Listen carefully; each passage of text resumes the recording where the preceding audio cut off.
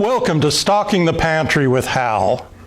It's a series of videos, articles, and my ramblings produced in cooperation with the Defiance-Ruston Senior Center.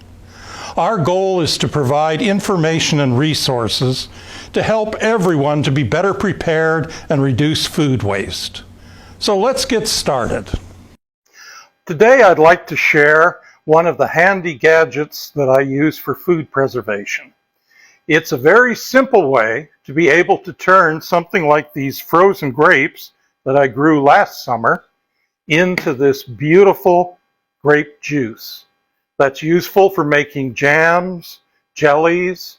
You can also use it to make wine, which I've done on many occasions. So this is actually a fairly old piece of technology. All the best ones are stainless steel. We'll have a link in the description to look at Amazon and compare different makes. They're all different kinds of prices, and there's several different sizes. This is one of the smaller ones. And it's made up of 3 parts. So the top part is basically like a steamer basket. You can see that it's perforated with a lot of holes, and the fruit goes into it. The second part's a little bit different in that it's got a cone inside, and the heat of the steam breaks down the cells and it collects the juice in here, and it really doesn't add that much water to it. You can see that it also has a hose that comes attached, and when the fruit is juiced and it's collected there, you just release and you can fill. Any kind of container or jar, or what I like to do is process a lot of it and then store it overnight and the next day water bath can it. Or you can just run it straight into a jar or a container and collect it and use it fresh later. The bottom part is just a container for the water.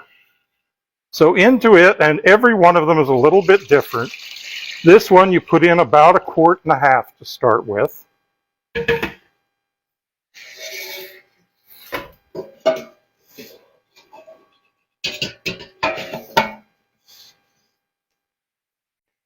And then you put in the basket.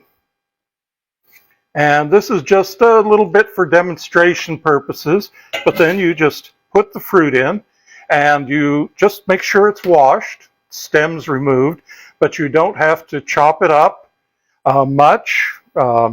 Apples, bigger things like that, but you can leave the peel on if it's been washed.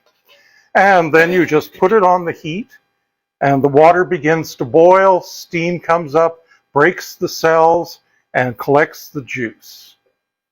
All right, now this is a second steam juicer that I had set up earlier to run a batch so that we didn't have to wait, because it does take anywhere from 45 minutes to an hour.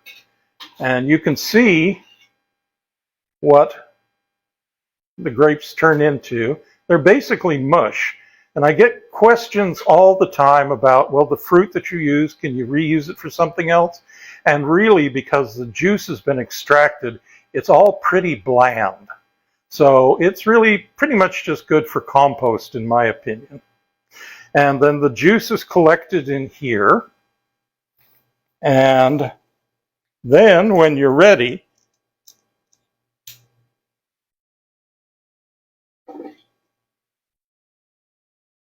you just let it begin to fill. And gravity is our friend. Now this is a little bit different than the other closure that came with it. That's good and it works okay, but I like to go to an automotive store and buy one of these adjustable fuel line clamps, because then you can control the speed in and out. And so we have pretty much almost 1.5 quarts of grape juice which I am not going to bother to can, but I'm going to take it home, put it in other containers, and freeze it. And so these things are really worthwhile.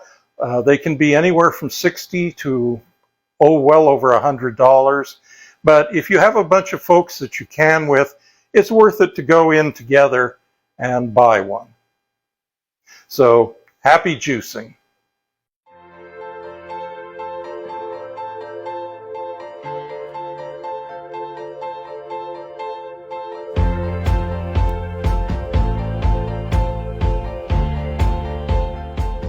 Thank you for sharing this time with us.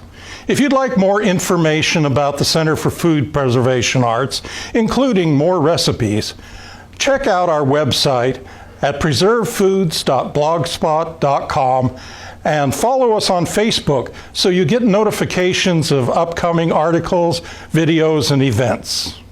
And we hope to see you back here for our next virtual canning party.